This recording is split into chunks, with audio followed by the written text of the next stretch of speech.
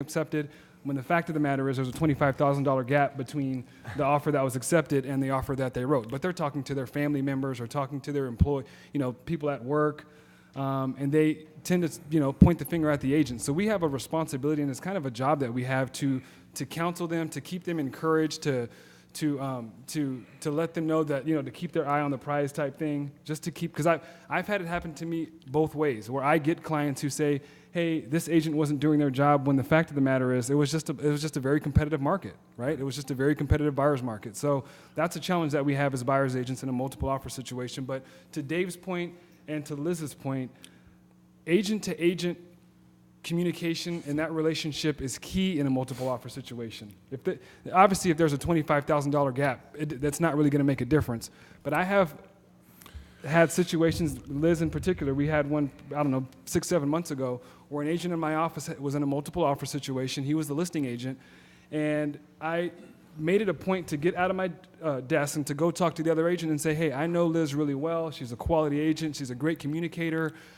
Keep that in mind. And he did, and that made all the difference. So agent-to-agent communication is important. I can't tell you how many times that I've seen or heard an agent say, I never want to work with this agent again. They have this Yeah. It's true, they have this very narrow scope that this is going to be the only time that they're ever going to deal or work with that agent, when we can't look at it that way, especially if you want to establish longevity like Alex and Dave and Liz is kind of on her way. If you're going to work with these people again, so you don't want to piss them off. You want to communicate well, you want to act professionally, because it makes a difference. And like Dave said, there's also a lender component to that. So when you get a pre-qual letter from someone, the first thing you do is you look at that pre-qual letter and you reflect back to that last experience you had with that lender. Right. So make sure you align yourself with a quality lender, because that can also make the difference. So the common theme, as everyone has said, is communication. But I love to tell stories. I'll try to make this one quick. I'll never forget this. Back in, it was probably 1988, we were in a multiple offer market. We were still able to go visit with the seller, with the other agent, and sit there and present our offer and try to sell the seller on our client, which is done today with letters and pictures and stuff like that. It's very impersonal anymore. But there was a multiple offer on this house, and for some reason, the agent, who I knew for a long time, she let me sit in there and listen to all the offers, and she made me the last one. Well, I decided to write 5 different offers on this house. I wrote 5 different first pages, and this is back when you actually hand wrote them. And they were in $1,000 increments, and the buyer, which was my client, had a concurrent close contingency. The house was, I don't remember what it was. I think it was $299.9, and we started at $297, and I think they went up to $302 or something like that. So I had a concurrent close contingency. I had 10% down.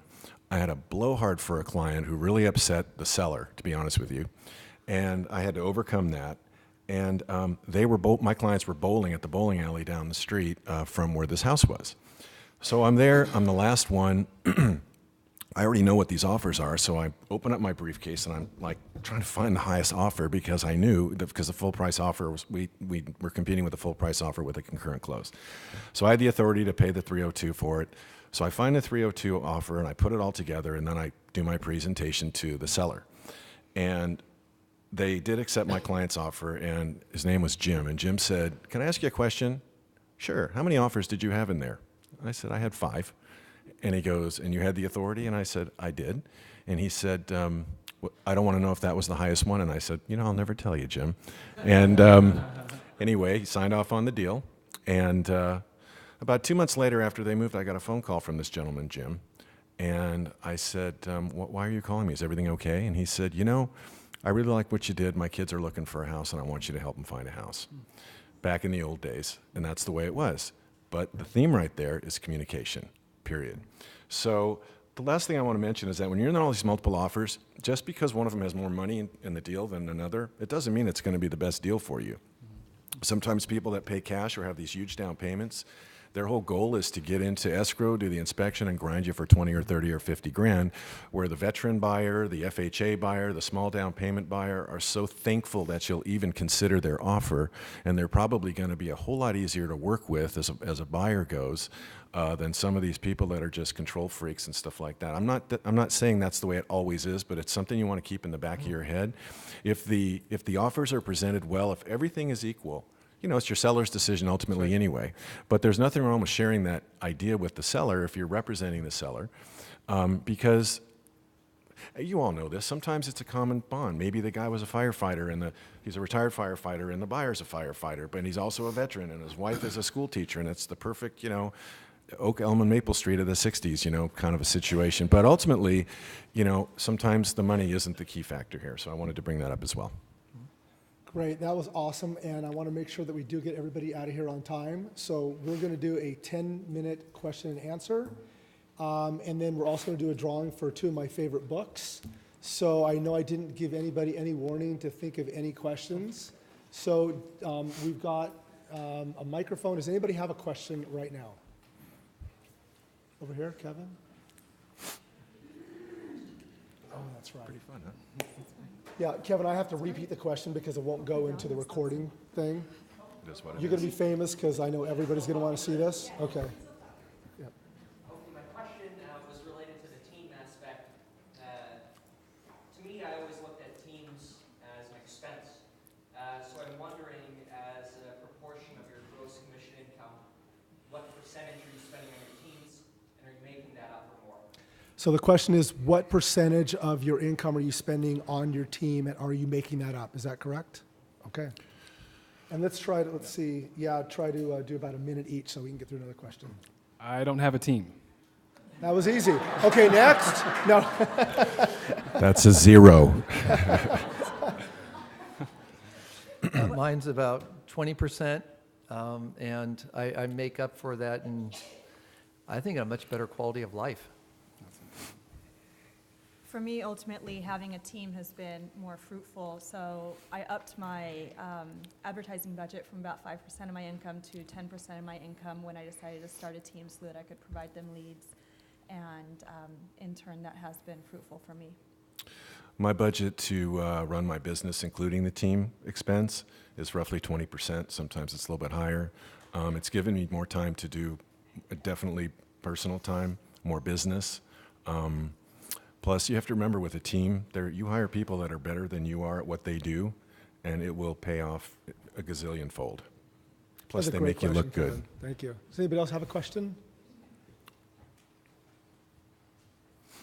Just to piggyback on Kevin's question, I'm curious, those of you that have team members, how do you compensate the various team members? Are they hourly, salary, share of your commission, bonuses, et cetera? And the question is, how do you compensate your team members? The answer is yes to all of the above. It depends on the situation. For me, my agents are on a commission split structure, so that's how they're compensated. And my office manager is my husband, so. So we'll leave that one out. He gets to live with me. He's a volunteer. My office manager is salaried. My listing assistant is hourly. Everybody else is commission.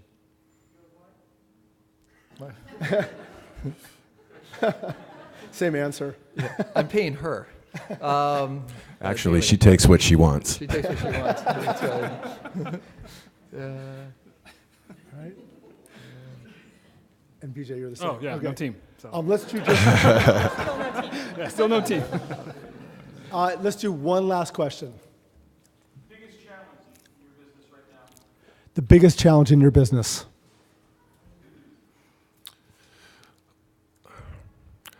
Lack of honesty and integrity, and transparency of other lenders and agents. Truly, we spend so much of our time undoing the damage that these morons create, and it's really frustrating.